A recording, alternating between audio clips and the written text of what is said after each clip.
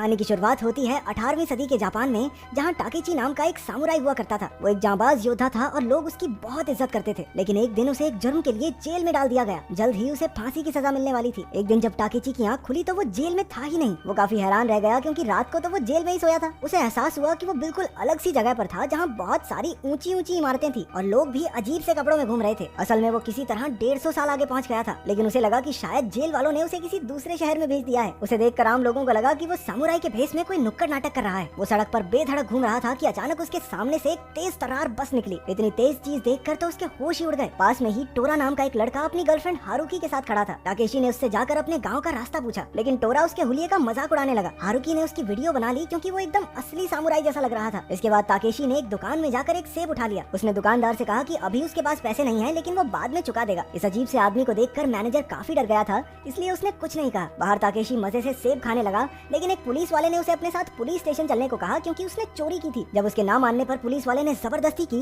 तो टाकेशी ने एक ही घुसे में उसे चित कर दिया। इसके बाद और पुलिस वाले उसके पीछे पड़ गए। हारुकी ने इस सब की वीडियोस बनाकर सोशल मीडिया पर डाल दी। उधर बेचारा टाकेशी एक टीचर के घर के बाहर बेहोश होकर गिर गया। जब उसकी आंख खुली तो टीचर साइकी ने उसे बताया कि वो पिछले 2 दिन से बेहोश था। पुलिस उसे ढूंढते हुए आई थी, लेकिन साइकी ने उन्हें वापस भेज दिया क्योंकि एक सेब चुराना कोई बड़ा जुर्म नहीं है। टाकेशी ने झुककर उसका शुक्रिया अदा किया। उसने बताया कि उसका नाम सामुराई टाकेशी है। साइकी ने किताबों में उसके बारे में पढ़ा था, लेकिन उसे लगा कि शायद ये महज एक इत्तेफाक होगा। टाकेशी जिंदगी में पहली बार रेजर से दाढ़ी शेव करके हक्का बक्का रह गया। इसी तरह इस दुनिया की काफी चीजों से उसे हैरानी हुई, लेकिन उसके दिमाग में ये नहीं आया कि वो समय में आगे आ गया है। लेकिन जब साइकी ने उसका जन्मदिन पूछा तो टाकेशी ने बताया कि वो 18वीं सदी में जन्मा था। इससे साइकी का शक यकीन में बदल गया। उसने टाकेशी को आज की डेट बताई, जिससे दोनों बेहद हैरान रह गए, लेकिन उन्हें ये नहीं पता था कि अब करें क्या। इसके बाद टाकेशी ने पूरा घर साफ करके चमका दिया। वॉशिंग मशीन में कपड़े धुलते देख उसकी आंखें खुली की खुली रह गई। उसे पता चला कि टोरा साइकी का ही पोता था। टाकेशी को अपने घर में रहता देख वो खुश नहीं था। जब टोरा और हारुकी मिले तो हारुकी ने उसे बताया कि टाकेशी वाली वीडियो पर करोड़ों व्यूज आ चुके हैं। हारुकी को भी वो पसंद था, जिससे टोरा और ज्यादा चिढ़ गया। दोनों 18वीं सदी के टाकेशी के बारे में जानते थे,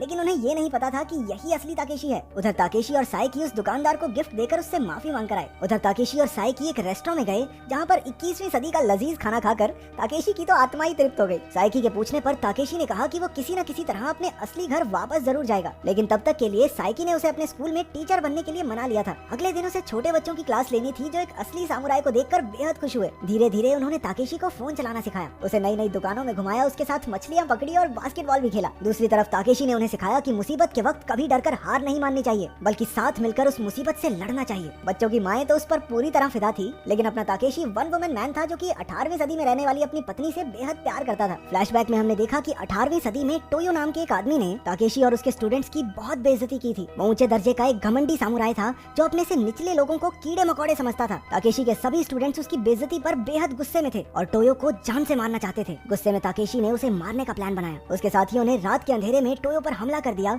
लेकिन गलती से एक मासूम आदमी मारा गया। इसी वजह से टाकेशी को कैद करके उसे फांसी दी जाने वाली थी। वर्तमान समय में टाकेशी ने टोरा को झूठ बोलकर स्कूल बंक करते हुए पकड़ लिया, लेकिन टोरा ने उसे अपने काम से काम रखने को कहा। उसने टाकेशी पर हमला भी किया, लेकिन एक सामुराई के सामने उसकी एक न चली और वो वहाँ से भाग गया। उधर टोक्यो में एक जर्नलिस्ट ने सामुराई की वो वायरल वीडियो देखी। वीडियो देखकर उसने तुरंत टाकेशी को पहचान लिया। उसने उसी वक्त सामान बांधा और टाकेशी से मिलने निकल पड़ा। कुछ लोगों से पूछताछ करने के बाद वो साइकी के घर तक पहुंच गया। टाकेशी को लगा कि घर में एक चोर घुस आया है। वो उस पर हमला करने ही वाला था कि जर्नलिस्ट ने उसे अपने वादे के बारे में याद दिलाया। एक और फ्लैशबैक में हमने देखा कि टाकेशी और उसका खास दोस्त र्योमा टोयो पर हमला करने से पहले बात कर रहे थे। र्योमा को ये प्लान सही नहीं लगा और वो इसमें कोई हिस्सा नहीं चाहता था, इसलिए गाँव छोड़कर चला गया और जाते जाते उसने टाकेशी से कहा कि वो भविष्य में जरूर मिलेंगे। पता चला कि र्योमा भी 6 साल पहले समय में आगे आ गया था और फिर वापस कभी लौट ही नहीं पाया। आखिरकार उसने अपनी नई जिंदगी को अपना लिया और एक जर्नलिस्ट बनकर टोक्यो में रहने लगा। वो टाकेशी को अपना पुराना गांव दिखाने लाया, जो बहुत बदल चुका था। वहाँ उन्हें अपनी मूर्तियाँ दिखी, जिससे उन्हें गर्व हुआ कि 150 साल पहले वो लोगों के दिलों में जगह बनाने में कामयाब रहे। फिर समंदर किनारे चलते हुए र्योमा ने कहा कि वो अपनी दुनिया में वापस जाना चाहता है, लेकिन इतने साल गुजर जाने के बाद अब वो उम्मीद छोड़ चुका था। लेकिन टाकेशी को अब भी पूरा यकीन था कि वो वापस जरूर जाएगा। इसके बाद र्योमा ने उसे उसकी और अपनी मौत के बारे में बताया। इतने समय यहाँ रहने पर उसने 18वीं सदी पर रिसर्च करके ये सब पता लगाया था। असल में टाकेशी को उस मासूम आदमी को मारने के बाद इतना पछतावा हुआ कि उसने खुदकुशी कर ली थी और र्योमा को 6 साल बाद एक गांव में मार दिया गया था। उन्होंने अपनी ही कब्र पर जाकर देखा कि ये बिल्कुल सही था। फिर टाकेशी ने अपनी पत्नी के बारे में पूछा तो र्योमा ने कहा कि वो भी 8 साल बाद मर गई थी। अब टाकेशी अपनी पत्नी को बहुत याद कर रहा था। अचानक उसने देखा कि टोरा को कुछ गुंडे घसीट कर ले जा रहे थे। वो गुंडे उसे पैसों के लिए परेशान कर रहे थे और थोड़ी देर बाद तो उन्होंने बेरहमी से उसे मारना पीटना शुरू कर दिया। तभी टाकेशी और र्योमा ने वहाँ आकर गुंडों के सरदार को जाने के लिए कहा, लेकिन वो गुंडे तो टाकेशी का मजाक उड़ाने लगे। अबे तू फैंसी ड्रेस कंपटीशन में आया क्या? लेकिन उन 15 गुंडों के लिए ये 2 ही काफी थे। टाकेशी ने एक एक लोहे की पाइप से उन सबकी चटनी बना दी। आखिर में उनका सरदार बचा था जो डर के मारे दुम दबाकर भाग गया। इसके बाद र्योमा वापस टोक्यो जा रहा था। उसने अब इस नई दुनिया को अपना लिया था और यहाँ खुश भी था। उसने ताकेशी को फोन करके अपने साथ आने को कहा, लेकिन ताकेशी साइकी और स्कूल के बच्चों के साथ ही रहना चाहता था। 18वीं सदी में ताकेशी खाली समय में अपनी पत्नी के साथ कागज के फूल बनाया करता था। इंटरनेट से पहले का जमाना कितना बोरिंग था ना। सोचो तुम खाली टाइम में हमारी वीडियो भी ना देख पाते। अपनी पत्नी को याद करके वो अक्सर दुखी हो जाया करता। एक दिन स्कूल के 3 बच्चे पहाड़ों में घूमने जाना चाहते थे, लेकिन ताकेशी को उस दिन अपनी पत्नी की कब्र पर जाना था, तो बच्चे अकेले ही रात को पहाड़ों में घूमने निकल पड़े। उधर टोरा ने बीती रात उसे बचाने के लिए ताकेशी का शुक्रिया अदा किया। फिर वो दोनों उसकी पत्नी की कब्र पर पहुंचे। टोरा को पहले तो ये यकीन नहीं था कि वो असली ताकेशी है, लेकिन जब उसने बीती रात ताकेशी को गुंडों से लड़ते देखा तो उसे विश्वास हो गया। उधर रात को बच्चे घूमते घूमते सुनसान पहाड़ी इलाके में घुस गए। इधर ताकेशी और टोरा आइसक्रीम खा रहे थे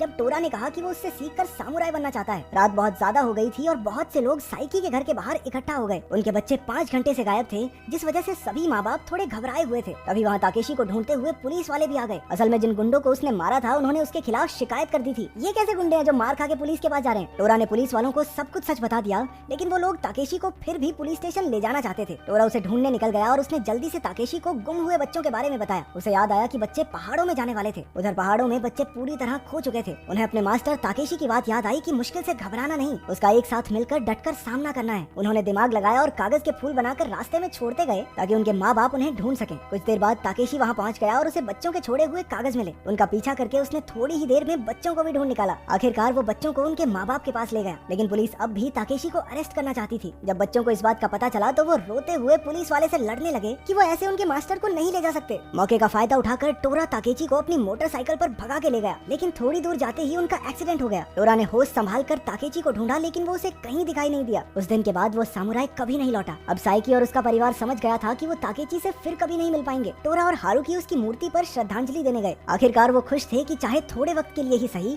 वो एक असली सामुराई से मिले। फिर एक दिन साइकी को एक बैंक के मालिक का फोन आया। उसने बताया कि साइकी के पैदा होने से पहले ही कोई उसके लिए एक चिट्ठी छोड़ गया था। उस खत में ताकेची ने लिखा था कि वो साइकी का शुक्रगुजार है। उसने बताया कि एक्सीडेंट के बाद वो 18वीं सदी में वापस पहुंच गया था। उसने स्कूल के बच्चों और टोरा की तस्वीर भी बनाई थी। उस खत को देखकर टोरा की आंखों में आंसू आ गए। इसके बाद हमने फ्लैशबैक में देखा कि ताकेची ने 18वीं सदी में वापस लौटकर अपनी पत्नी और साइकी के लिए खत लिखे। उसने ये भी कहा कि साइकी का खत 150 साल के बाद ही खोला जाए। लोगों को लगने लगा कि वो फांसी के डर से पागल हो गया है, लेकिन वो एकदम शांत था क्योंकि वो पहले से ही जानता था कि आगे दुनिया कितनी खूबसूरत होने वाली है। आखिरकार उसे खुदकुशी करने के लिए मजबूर किया गया ताकि लोग उसे योद्धा नहीं बल्कि एक कायर के तौर पर याद रखें। लेकिन ताकेशी ने खुशी खुशी अपनी जान ले ली क्योंकि वो जानता था कि लोगों के दिलों में उसके लिए इज्जत